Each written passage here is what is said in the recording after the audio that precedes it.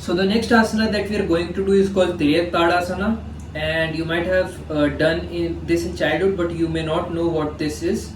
So to do Tiryak Tadasana, you have to get into Tadasana position. Interlock your hands and place it on the top of your forehead.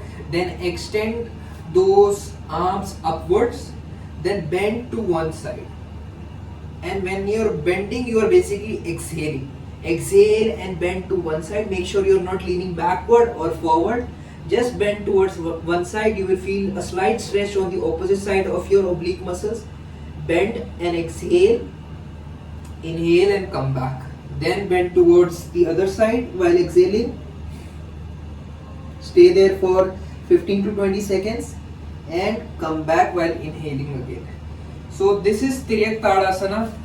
The benefits of this Tadasana is people who have postural problems such that they are bent more on the left side or more on the right side. That particular state gets corrected by Tiryak Tadasana. If you have a lot of back pain, avoid this posture because it will act on your back, on your spinal muscle. So do this position only under the guidance of a healthcare or yoga professional. It also acts on your abdominal muscle, so you might feel stretch on both of your obliques.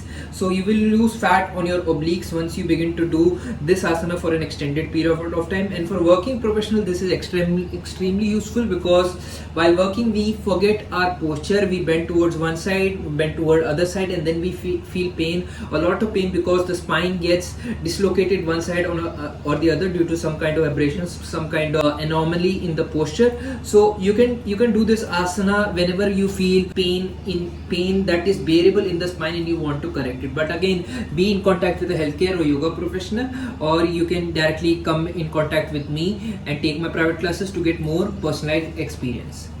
So that is Tiryak Tadasana.